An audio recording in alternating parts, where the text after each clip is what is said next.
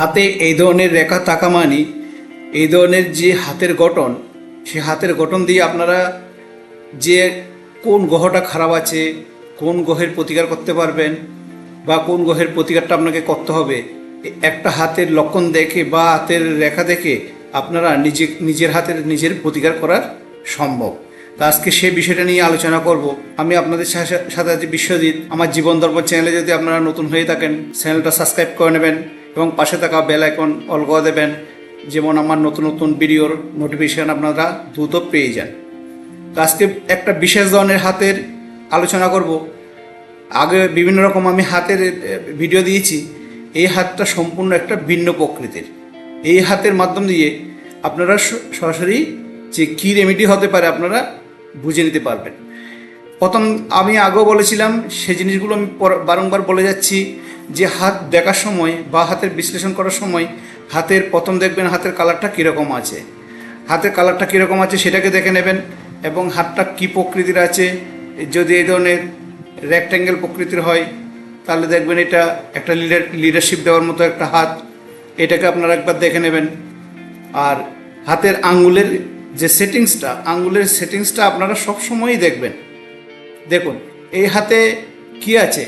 প্রথমত আপনাদের এখানে একটা দেখবো, প্রথমে আপনাদের একটা জিনিস দেখাবো যে হাতটা কালার খুব ভালো আছে, কালারটা অনেক উজ্জ্বল প্রকৃতির আছে, হাতটা রেক্ট্যাঙ্গেল প্রকৃতিরও আছে। এটা খুব একটা শক্তিশালী হাত এই ধরনের হাতের মধ্যে। কিন্তু হাতটা শক্তিশালী হবার পরও এ হাতের এমন কিছু রেখা আছে যে এই জাতকের বা এই ধরনের যাদের হাত থাকবে সেই জাতকের ভাগ্যকে পুরো হানি করে দিচ্ছে। যদি বলে কেমন, দেখুন প্রথমত আপনারা আগে দেখেছেন যে আমাদের শনির আঙ্গুলে এইভাবে এরকম করে দুটো করে দাগ থাকে, বা বৃহস্পতির আঙ্গুলে দুটো করে দাগ থাকে।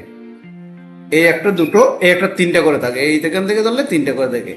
দেখুন আপনারা প্রথমে দেখুন এখানে বুধের আঙ্গুলে কিন্তু এখানে কিন্তু চারটে দাগ আছে, একটা দুটো তিনটে চারটে। তো এই যে চারটে দাগ আছে, তাহলে এটা আপনাদের কাছে একটা সম্পূর্ণ ব্যতিক্রমধর্মী একটা হাতের একটা ছবি। তো এই ধরনের হাতে যদি প্র্যাকটিক্যালি যদি কারো হাতে এই ধরনের রেখা থাকে বা কোনো অন্য জায়গায় বা বিভিন্ন ধরনের রেখা থাকতে পারে, তো সে ধরনের রেখা থাকলে আপনি প্রথমে বুঝে নিতে পারবেন এখানে যে বুধের আঙ্গুলের এই জায়গায় রেখাটা, এখানে একটা এক্সট্রা রেখা দিয়ে দিয়েছে। দেখুন উনি তো তৈরি করেনি, ভগবান এখানে সৃষ্টি করে দিয়েছেন। এখানে দেখাচ্ছে জাতকের যে ছকে হোক, আর হাতে তো আছেই, ওনার ছকও দেখা যাচ্ছে। এখানে জাতকের বুধ এখানে পীড়িত হয়ে গেছে, বুধ খারাপ অবস্থানে রয়েছে। অর্থাৎ জাতকের বুদ্ধি থাকবে, বুদ্ধির প্রয়োগের বা বুদ্ধির ভুল জীবনে জাতক বারংবার করবে। এটা হচ্ছে জাতকের প্রথম রোগ। আপনারা যে হাতের মাধ্যম দিয়ে কী করবেন, এই ক্ষেত্রে যদি এই ধরনের হয়ে থাকে আপনারা অবশ্যই একটা পান্না ধারণ করে নেবেন। এটা বুধের প্রথম রেমেডি। এইভাবে দেখলে এই জিনিসটা আপনারা প্রথম দেখে নিন। এটাকে দেখে নিয়ে দেখুন একটা দুটো তিনটে চারটে, এই চারটে দাগ, এই চারটে দাগ এই ধরনের আশা করি আপনারা আগে দেখেননি। তো আমি এই ধরনের হাত আরও কয়েকটা আছে, আমি সেগুলো দেখাবো। অন্যান্য আঙ্গুলের মধ্যে যে কীরকম ব্যতিক্রম আছে সেগুলো আমি দেবো, পরপর দেবো। আপনারা ভিডিওটা সম্পূর্ণ ধৈর্য সহকারে শেষ অবধি দেখবেন, তাহলে জিনিসটা আপনারা জানতে পারবেন এবং জিনিসটা সম্বন্ধে আপনাদের অনেক অভিজ্ঞতা হবে। দ্বিতীয়ত আছে দেখুন ভাগ্যরেখা, চন্দ্র থেকে ভাগ্যরেখা উঠে শনিকে দেখছে, এবং হাতে একাধিক রাহুর অ্যাক্টিভিটি। হাতে ব্রেন এন্ডে এসে এইভাবে একটা, এই যেমন ওনার ভাগ্যরেখা এখান থেকে উঠে আর একটা ভাগ্যরেখা উঠে এখানে রবির এদিক দিয়ে দেখছে, একটা ভাগ্যরেখা উঠে শনিকে দেখছে। এখানে দেখুন শনিটা খুব খারাপ অবস্থানে হয়ে গেছে, শনি খারাপ অবস্থানে আছে, এবং বৃহস্পতি এখানে ওভার নিয়ে বসে আছে। জাতক কোনো ধরনের রেমেডি করেনি, একটা একটা লোহার আংটি পরে আছে। রবির অবস্থান বেশ খারাপ, রবির আঙ্গুলটা শনি আঙ্গুলটা বেশ খারাপ অবস্থানে আছে। বৃহস্পতি একমাত্র শক্তিশালী আছে, আর শনি আঙ্গুলটা একটু ভালো আছে। এই ধরনের দেখুন প্রথম রবির আঙ্গুলটা অনেকটা এভাবে ব্যান্ড হয়ে বসে আছে, শনি আঙ্গুলটাও দেখেন অনেকটা এরকম বাঁকা হয়ে বসে আছে, এবং বৃহস্পতির আঙ্গুলটা বেশ মোটামুটি ভালো আছে। কিন্তু বৃহস্পতি এখানে পুরো পর্বতের মতো উপর হয়ে বসে আছে, এখানে ওভার নিয়ে বসে আছে। তো জাতক বৃহস্পতির ওভার নেওয়া মানে জাতকের মধ্যে একটা দাম্ভিকতা থাকবে। জাতক নিজের যে মনের ইচ্ছে আকাঙ্ক্ষা, নিজের মনের গতিতেই চলবে।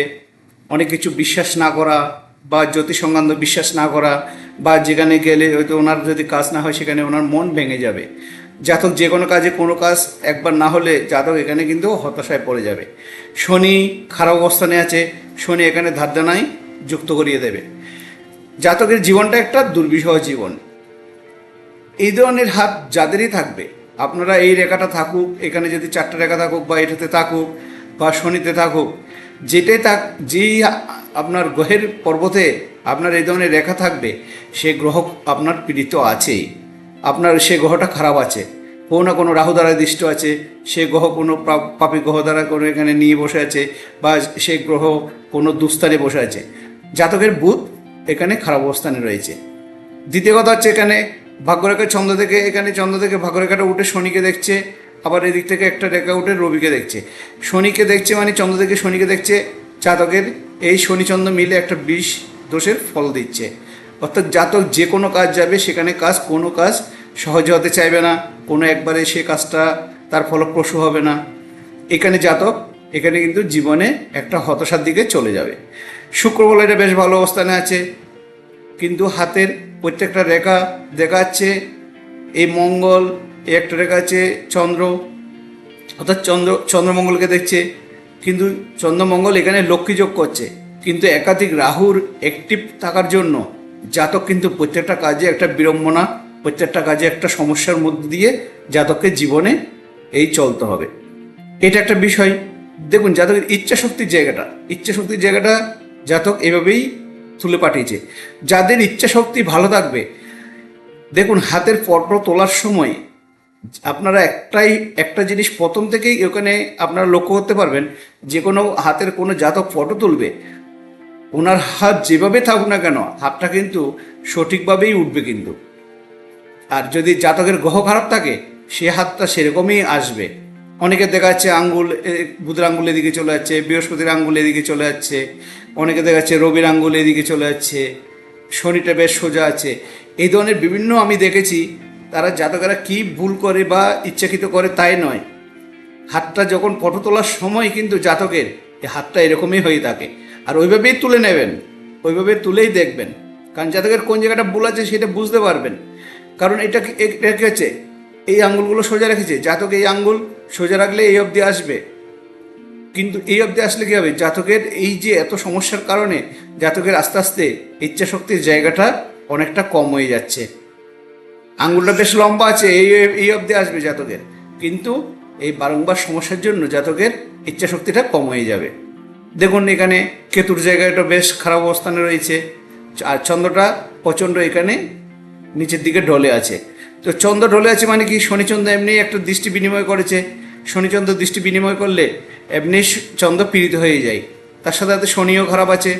জাতক বিভিন্ন ধারদানার সাথে যুক্ত হওয়া এবং বিভিন্ন প্রচেষ্টার মাধ্যম দিয়ে জাতক জীবনে কর্মের প্রতি একটা লড়াই থাকা, একটা কর্মের একটা লড়াই জারি থাকবে। কিন্তু যত্র আয় তত্ত্ব ব্যয়, যেমনই আয় করবেন তেমনই ব্যয় হয়ে যাবে, কারণ মাইন্ড অ্যাঙ্গেলটা সম্পূর্ণ ইনকমপ্লিট আছে। এবং দ্বিতীয় কথা হচ্ছে, বুধের জায়গাটা খারাপ থাকার জন্য জাতকের বাকশক্তি অনেক সময় ঠিক থাকবে না, যে কারোর সাথে কথা বলতে ইচ্ছা করবে না, বা সে ধরনের কোনো কথা বলার কোনো হিকমত থাকবে না। কারণ জাতক বারংবার এই বুদ্ধির ভুলের কারণে জাতক জীবনে অনেক কষ্ট পাওয়ার এটা একটা যোগ। আর বৃহস্পতি, আমি আগে বলেছি, বৃহস্পতি এখানে ওভার নিয়ে বসে আছে। বৃহস্পতি ওভার নেব মানে জাতকের ভিতরে একটা দাম্ভিকতা চলে আসা এবং অলসতা দিয়ে দেওয়া, এবং কাউকে যদি জাতক টাকা পয়সা দেয়, সে টাকা জাতক কখনো রিটার্ন পাবে না। জাতক এখানে প্রচুর এখানে ডিস্টার্বের মধ্যে পড়ে যাবে। তো এই একটা আজকের এই হাতের ক্যাটাগরি, আমি ভিডিওটা বেশি দীর্ঘায়িত করব না, কারণ জাতকের মূল যে পয়েন্ট আমি আপনাদের সামনে যে জিনিসটা তুলে ধরতে চেয়েছি, দেখুন এই ধরনের আঙুল থাকা মানে আপনি এখানে বুধের প্রতিকার, বুধ খারাপ আছে একদম নিশ্চিত, বুধের প্রতিকার করবেন। এখানে শনি আছে, শনির প্রতিকার করবেন এবং বৃহস্পতির প্রতিকার করবেন। সাথে চন্দ্রকে এখানে শক্তি দিন। তো শনি আর চন্দ্র এখানে যদি শক্তি দেন, শনিচন্দ্র একসাথে দেওয়াটা রিস্ক হয়ে যায়। শনিচন্দ্রকে একজন, এটা 20 দোষের মধ্যে দুটো গ্রহকে একসাথে যদি আপনি রেমেডি করতে যান, আপনি অবশ্যই এখানে একটা ব্লু মুনস্টোন পরাবেন বা নিজে একটা ব্লু মুনস্টোন পরবেন। এই ধরনের শনির সাথে কোনো চন্দ্রের কোনো রেখা যদি যোগ হয়, তখন কিন্তু সরাসরি কোনো নীলা ধারণ করবেন না, না কোনো মুক্ত ধারণ করবেন। সেক্ষেত্রে আপনারা অবশ্যই একটা ব্লু মুনস্টোন ধারণ করবেন এবং বৃহস্পতির জন্য একটা পোগ্রাস ধারণ করুন আর একটা পান্না ধারণ করুন। জাতক জীবনে যে যা হারিয়েছে সব কিছু ধীরে ধীরে ধীরে ধীরে সব ফিরে পাবে। কারণ শুক্রটা বেশ ভালো আছে, ইচ্ছা শক্তির জায়গাটা কমজোর হয়ে গেছে।